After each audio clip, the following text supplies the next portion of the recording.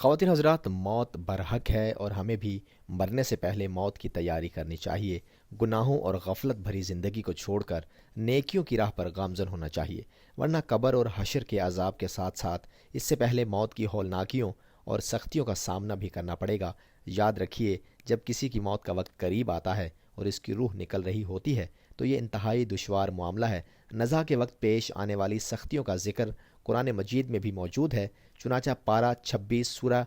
क़ौफ की आयत नंबर 19 में इरशाद होता है, और आई मौत की सख्ती हक के साथ ये है जिससे तू भागता था। दोस्तों, याद रखिए, मौत की सख्तियों और तकलीफ़ों को बर्दाश्त करना इंतहाई दुशवार अमल है। अमीरुल मोमिनीन हज़रत सैयदना उमर फ़ारूक ने हज़रत सैयदना काबुल अहबार से फरमाया, ए काब, हमें मौत के बारे में बताइए। उन्होंने अर्ज़ की, ए अमीरुल मोमिनीन, मौत उस शाख की तरह है जिसमें बहुत सारे कांटे हों और उसे किसी आदमी के पेट में यूं दाखिल किया जाए कि हर कांटा किसी न किसी रग में अटक जाए। फिर कोई शख्स उसे झटके से खींचे तो जो कुछ निकलना था वो निकल आया और जो बाकी रह गया वो रह गया। हज़रत सैयदना ईसा अलैहिस्सलातु वस्सलाम ने इरशाद फरमाया, ए हवारियों की जमात, तुम अल्लाह ताला से दुआ मांगो कि मुझ पर मौत की सख्तियाँ आसान फरमा दे, क्योंकि मुझको मौत का खौफ इस कदर है कि कहीं उसके खौफ से ही मुझे मौत ना आ जाए। हज़रत सैयदना इमाम औज़ारी फरमाते हैं कि हमें यह बात पहुँची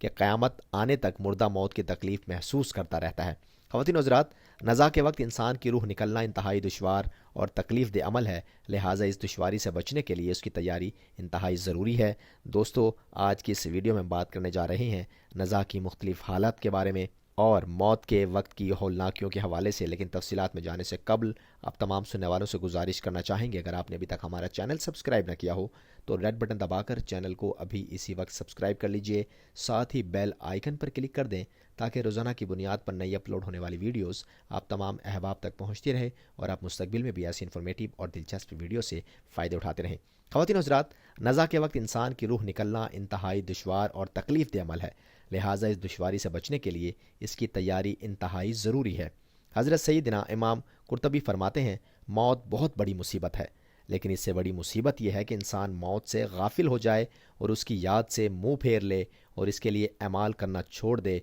बेशक मौत में गौर व फिक्र करने वाले और इबरत पकड़ने वाले के लिए नसीहत व इबरत मौजूद है। दोस्तों, याद रखिए, मौत की हौलनाकियों का सही मानों में तसव्वुर ही जानलेवा है। यकीनन अक्लमंद वही है जो इस जहान नापायदार की दिलचस्पियों से बेगाना होकर मौत की सख्तियों और तकलीफ़ों को पेश नज़र रखते हुए इसकी तैयारी में मशगूल रहे। मगर अफसोस, हम अक्लमंदी का सबूत देने के बजाय मौत से यकसर गाफिल बैठे हैं। ताजदार रिसालत शहंशाह नबूवत सल्लल्लाहु अलैहि वसल्लम का फरमाने इबरत निशान है, अगर जानवरों को मौत के बारे में इतना इल्म हो जाता जितना तुम जानते हो तो तुम उनमें से किसी को मोटा ताज़ा न खाते। सुना आपने कि अगर जानवरों को मौत के मुतल्लिक इतनी मालूमात मिल जाएं कि जितनी हमें हैं तो उनमें से कोई भी फरबा ना होता। हम जानते हैं कि मौत बरहक है, ये भी मालूम है कि एक दिन ज़रूर मरना है। इस बात से भी बाखबर हैं कि रूह निकलने का वक्त इंतहाई कड़ा होगा और मरने के बाद दुनियादारी, रिश्तेदारी और हमारी बुलंदी, हमारी शोहरत, हमारा पैसा, हमारी इज्जत,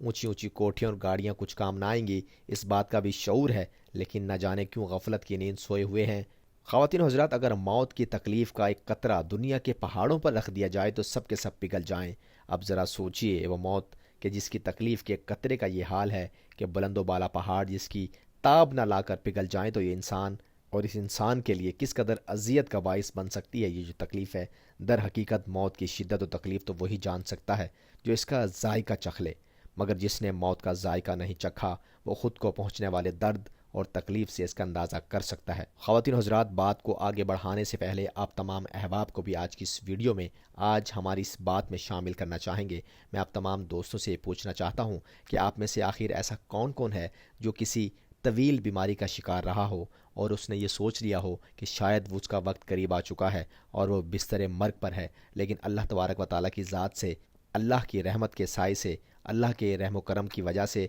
वो सेहत याब हो चुका हो और अल्लाह ने उसको रुआ सेहत किया हो और वो फिर वो दोबारा तरोताज़ा होकर सेहतमंद होकर ज़िंदगी गुजार रहा हो। आप में से ऐसा कौन है जिसको एक ख़तरनाक बीमारी या सख्त किस्म की बीमारी ने घेर रखा हो, लेकिन फिर वो अल्लाह के फजल करम से तंदुरुस्त हो चुका हो? आप इस हवाले से अपने तजर्बात नीचे मौजूद कमेंट बॉक्स में کمنٹ میں لکھ کر ضرور شیئر کیجیے گا تاکہ ہمارے دوسرے سننے والے بھی آپ کے اس تجربے سے فائدہ اٹھا سکیں کہ آپ بستر پر جب پڑے تھے تو کیا سوچتے تھے، اور کیا آپ نے اس چیز کا احاطہ نہیں کیا تھا یا اس چیز کا ارادہ نہیں کیا تھا کہ اللہ تبارک و تعالیٰ اگر مجھے صحت یاب کر دے تو میں کوئی نماز نہیں چھوڑوں گا، میں کوئی روزہ نہیں چھوڑوں گا، میں کسی کا حق نہیں کھاؤں گا، میں ہمیشہ سچ بولوں گا، میں کسی برائی کے راستے پر نہیں چلوں گا۔ کیا آپ میں سے کسی نے نہیں سوچا تھا جب آپ بستر مرگ پر پڑے تھے اور اللہ نے آپ کو صحت دی؟ آپ اگر اس حوالے سے کوئی تجربہ رکھتے ہیں، آپ کی کوئی تحقیق ہے یا آپ کے سامنے کسی اور کا حوالہ ہے، تو آپ یقیناً نیچے موجود کمنٹ باکس کا سہارا لے سکتے ہیں۔ آپ اپنی قیمتی رائے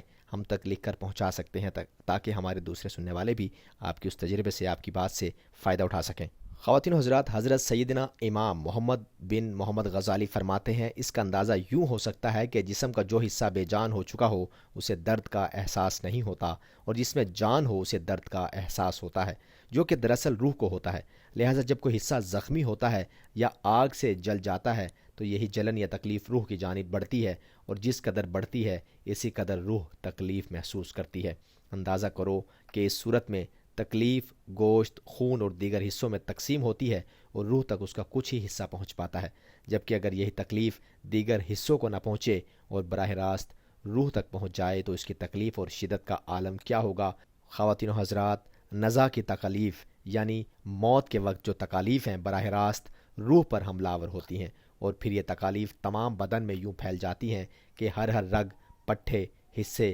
اور جوڑ سے روح کھینچی چلی جاتی ہے۔ نیز ہر بال کی جڑ اور سر سے پاؤں تک کی کھال کے ہر حصے سے روح بڑی کھینچ کر بڑے دردناک طریقے سے نکالی جاتی ہے۔ خواتین و حضرات، باقی روح کو نکلنے کے کیا معاملات ہوتے ہیں، روح جب نکلتی ہے انسان کی کیا تڑپ ہوتی ہے اور اس کا انسان پر کیا اثر ہوتا ہے، وہ ہم اس سے اگلی ویڈیو میں آپ تک پہنچانے کی کوشش کریں گے۔ اب تک کے لیے اس ویڈیو میں اتنا ہی۔ خواتین و حضرات، اختتام پذیر ہونے سے قبل ایک مرتبہ تمام سننے والوں سے گزارش کرنا چاہیں گے، اگر آپ نے ابھی تک ہمارا چینل سبسکرائب نہ کیا ہو تو ریڈ بٹن دبا کر چینل کو ابھی اسی وقت سبسکرائب کر لیجئے، ساتھ ہی بیل آئیکن پر بھی کلک کر دیں تاکہ روزانہ کی بنیاد پر اس سیریز کا جو اگلا حصہ ہے موت کی ہولناکیوں کے حوالے سے، اور موت کی نزا کی حالت میں جو تکالیف انسان کو برداشت کرنی پڑتی ہیں، اور اللہ تبارک و تعالیٰ کس طریقے سے روح کو حکم دیتا ہے کہ انسان کے جسم سے نکل، اور اچھے اور برے انسان کے جسم سے روح کس طرح نکلتی ہے، وہ تمام ایک کے بعد دوسرا حصہ ہم اس